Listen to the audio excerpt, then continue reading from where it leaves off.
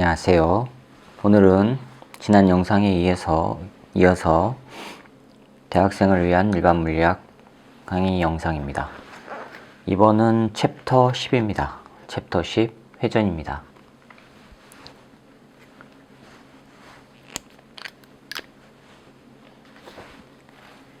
자, 시작해 봅시다.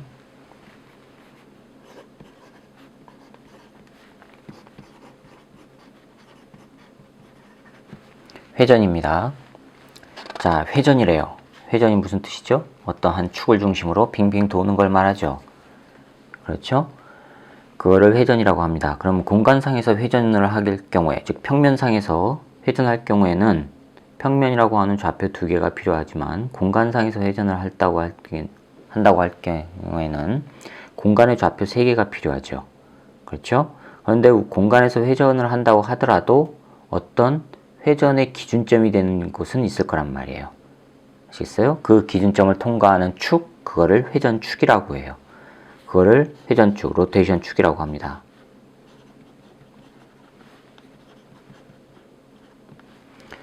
자, 그걸 로테이션 축, 회전축이라고 하는데 회전을 한대요. 자, 그럼 봅시다. 일반적으로 공간에서 물체가 회전을 한다면 축이 3개가 이렇게 필요하겠죠. 그렇죠? 여기에 어떤 물체가 임의로 이렇게 놓여져 있어요. 그런데 이 물체가 Y축, 즉 회전이 되는 기준점이 Y축을 형성하고 있다면 이 Y축에 따라서 이런 식으로 회전을 할 거예요. 그렇죠? 만약에 기준점을 X축으로 잡으면요, X축을 따라서 이런 식으로 회전을 할 거예요.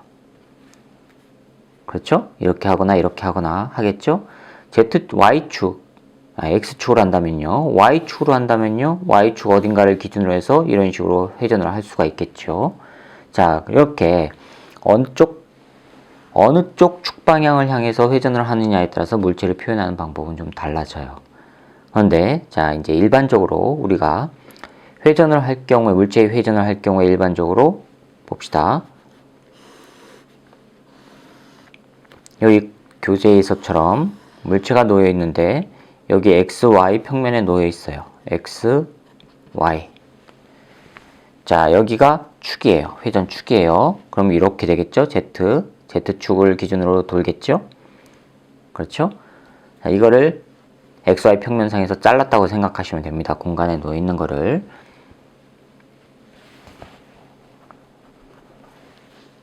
자, 그럼 물체가 돌아요. 물체가 도는데 이 물체에도 특징이 있죠. 회전을 하면서 형태가 일그러지는 게 있고 회전을 하는 동안에 형태가 일그러지지 않는 게 있어요. 형태가 일그러지는 것들, 그거는 대표적으로 뭐가 있어요? 유체가 있죠. 형태가 일그러지지 않는 거, 강체가 있지요. 그렇죠? 강체가 있단 말이에요. 우리는 일반적으로 회전을 다룰 때 이 강체를 다룹니다. 강체를. 자, 그럼 이 물체가 강체라고 해보세요. 강체가 회전해요. 자, 여기 가운데가 지금 회전축 중심점이에요. 그 축이 이렇게 있다고 쳐보세요. 이 펜처럼 이렇게 올라와 있다 쳐보세요. 이렇게 돼 있는 겁니다. 회전축이. 이게 돌아요. 돌면은 이렇게 돌아요. 회전축을 중심으로 이런 식으로 돌아요. 자, 그러면 기준선이 이렇게 있다고 칩시다. 기준선. 레퍼런스 라인입니다. 기준선이에요. 기준선이 있고 이 기준선이 자, X축에서부터 이렇게 돌아갔어요. 이렇게 돌아갔다고 칩시다. 돌아간 거리 이게 S예요. 각도는 세타고요. 자, 이 돌아간 거리 이게 S고요. 그럼 여기서부터 이 거리까지가 있겠죠. 이거를 R이라고 하는 겁니다. 거리. 그럼 봅시다. 이게 한 바퀴 돌았다고 쳐보세요. 여기서부터 이렇게 한 바퀴 돌았다고 쳐보세요. 한 바퀴 돌면은 얼마죠? 2파이 R이죠. 2파이 R이에요. 그러면 각도가 몇 도예요? 360도죠. 2파이예요. 그렇죠? 근데 지금 얼마 돌았어요? S만큼 돌았을 때 각도가 세타예요. 그럼 S는 2파이 S는 2파이 R 곱하기 세타 나와요. 따라서 S는 뭐가 나오죠? S는 여기서 R을 구하면 되죠? R은 뭐가 나와요? 세타분의 S 나오죠? 반대로 하면요. 세타는 R분의 S 나와요. 이 교재처럼요. 돌아간 각도는 호와 반지름과의 관계에서 이런 관계가 성립이 돼요. 자, 이 값의 세타는요, 이거는 라디안 값이에요. 라디안입니다. 디그리가 아닙니다. 됐습니까? 자, 무슨 얘기예요? 각이 0에서부터 기준 x2를 기준으로 해서 여기를 0도라고 한 겁니다. 0도에서부터 세타만큼 돌아갔을 때 그 기준 축에서부터 떨어진 거리가 r. 기준 축의 중심점에서부터 떨어진 거리가 r, 돌아간 거리가 s만큼 돌아갔을 때 표현이 이렇게 된다는 얘기입니다.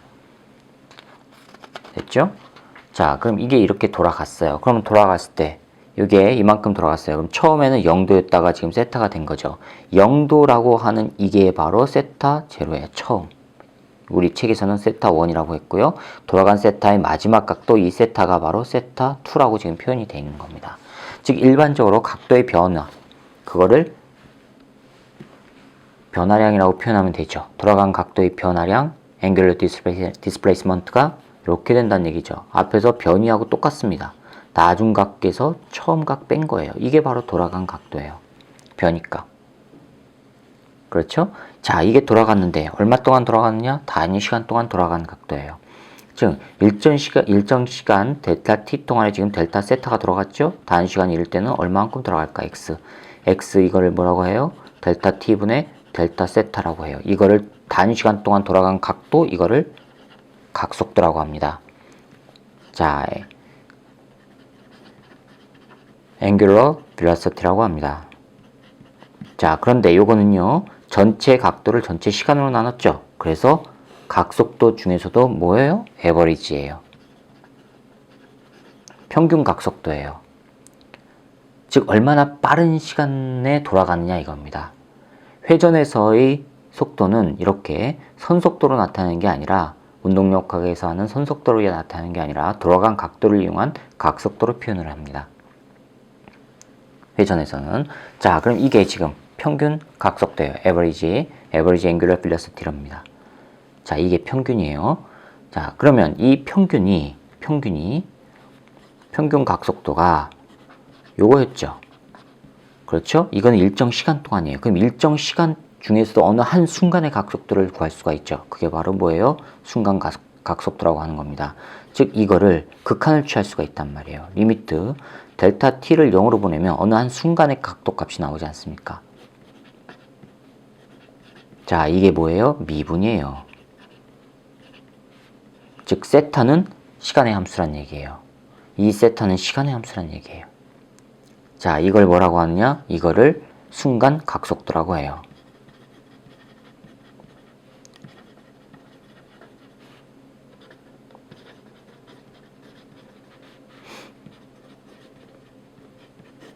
순간 각속도라고 하는 겁니다. 순간값이에요. 앞에서 한 선형 운동에서의 표현과 똑같지요. 각도로 바뀌었을 뿐입니다. 됐습니까? 자, 이거 각속도를 이렇게 표현을 했어요. 그러면 이 속도가, 각속도가 똑같다면은 각속도가 되겠죠. 각속도가. 그렇죠? 근데 각속도가 변한다면요. 일정한 빠르기로 돈다면은 각속도가 될 거예요. 됐습니까? 그런데 일정한 빠르기로 돌지 않아요. 빠르기가 변해요. 그러면 각속도가 아니라 속도가 변화하는 운동이 생기죠. 각속도가 변화하는 운동.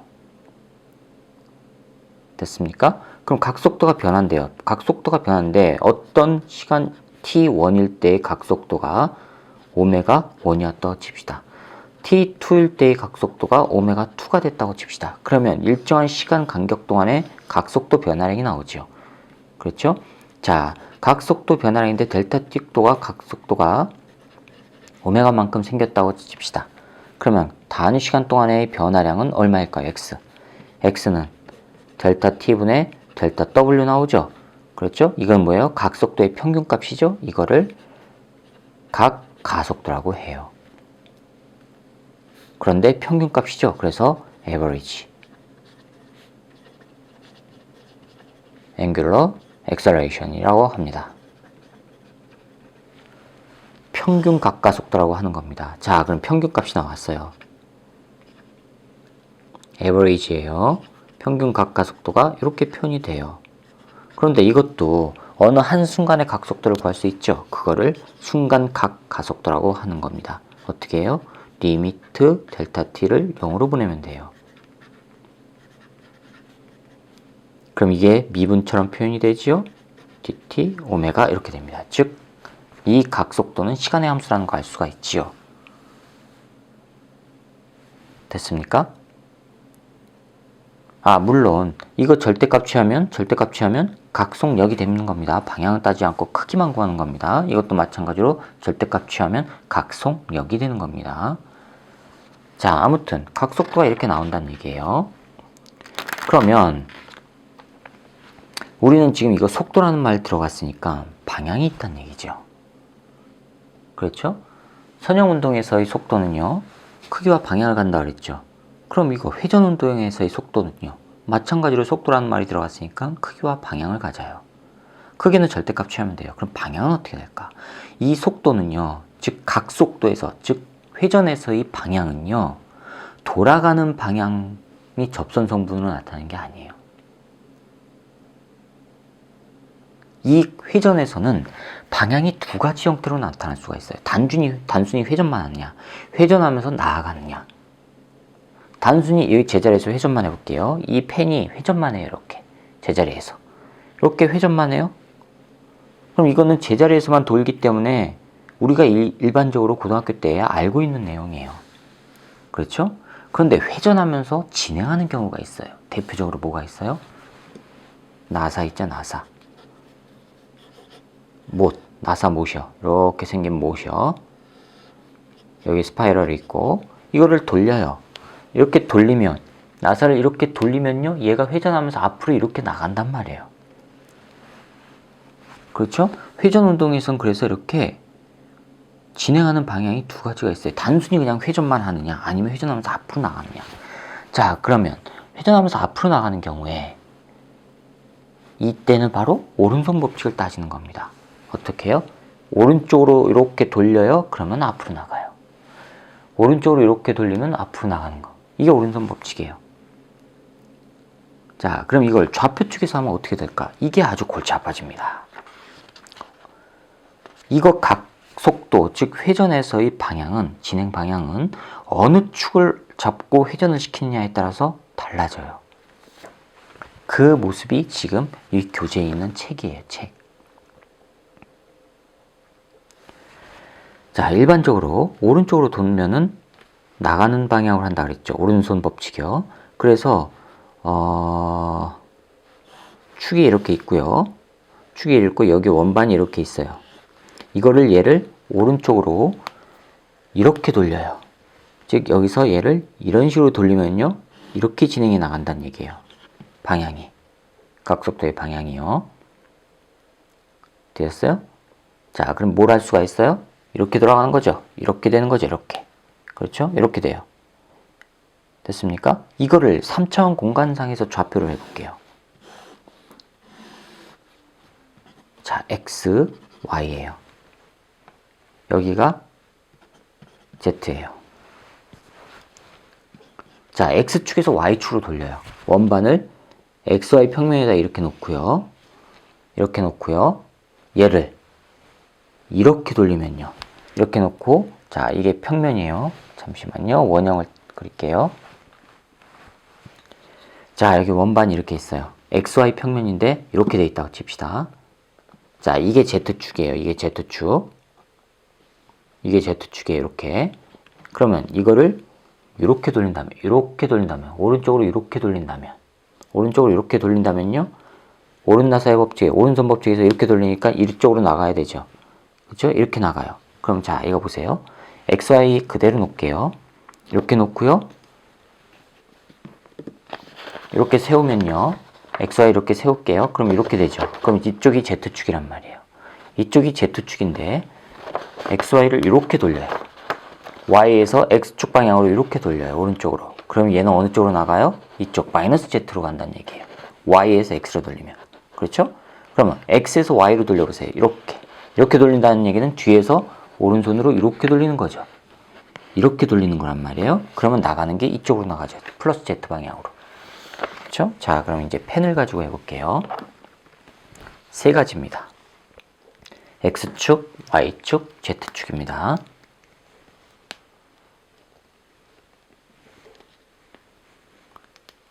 잠시만요. 자, X, Y, Z축이 이렇게 있어요. 이렇게 X축, Y축, Z축이에요. X축, Y축, Z축. 원형이 이렇게 있어요. 자, 이렇게 있어요. XY 평면에 있어요. 이렇게. X축, Y축 평면에 있어요. 얘를 이렇게 돌려요. 그럼 어느 쪽 방향으로 나가요? Z축 방향으로 나간다는 얘기예요. 그렇죠? 그럼 얘를 반대로 이렇게 돌려요. 그러면은 여기서 이쪽에서 오른손으로 돌리는 거니까 이렇게 돌리면요. 마이너스 Z축 방향으로 진행한다는 얘기예요. 구분이 가시죠? 자, 그런데 이렇게 어느 쪽으로 회전을 시키느냐에 따라서 진행하는 방향이 달라져요. 진행하는 방향이 달라진다는 얘기는 나타나는 면이 달라진다는 얘기인데 그게 바로 여기 교재에 있는 책 그림이에요. 책이 놓여 있어요. 이렇게. 자, 이거는 회전에서 굉장히 중요한 개념이기 때문에 여러분들이 좀 아셔야 됩니다. 여기 X, Y, Z축이에요. 먼저 X축을 기준으로 여기 이제 물리라고 써 있어요. 여기 물리학 위쪽에 이렇게 표지라고 칩시다. 여기 물리학 앞장이에요.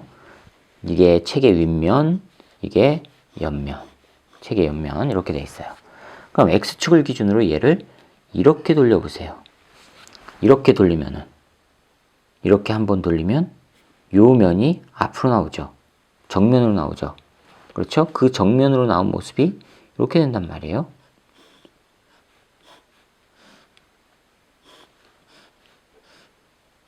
여기가 물리학 이렇게 써 있고요. 이런 식으로 될 거란 말이에요. 여기 Z축, 여기 X축, 요거 Y축. 그렇죠? X축으로 한번 돌렸더니 이렇게 됐어요. 자, 이번엔 Y축으로 돌려볼게요.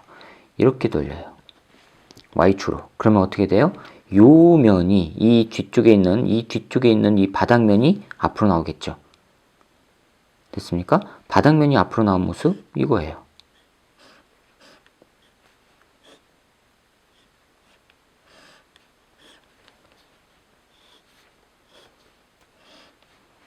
자, Y축, X축, Z축이에요. X축으로 한번, Y축으로 한번 돌렸는데 이렇게 나왔어요. 여기가 지금 정면이 됐어요. 바닥면이. 여기가 물리학 표면이고요. 표지고요. 그렇죠. 자, 이번에는 똑같이 X축으로 한번, Y축으로 한 번인데 돌리는 방향도 똑같아요. 돌리는 방향도. 그런데 순서를 Y축부터 돌려볼게요. Y축부터 돌리면 자, 물리학 이렇게 있습니다. 처음에 똑같이.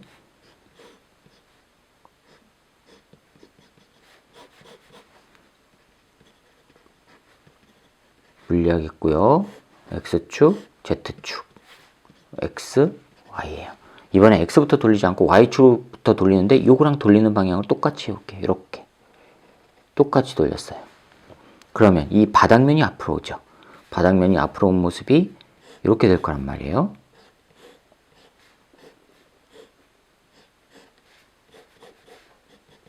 여기 물리학 표지가 있을 거고 그럼 이게 Y축, X축, Z축. 됐죠? 자, 그러면 요 Y축은 돌렸고 이번에는 X축을 돌릴게요. X축 이렇게 돌렸죠? 여기도 이렇게 돌려볼게요. 이렇게 돌리면요. 이 면이 앞으로 나오죠. 책이 이렇게 딱 서 있게 되죠.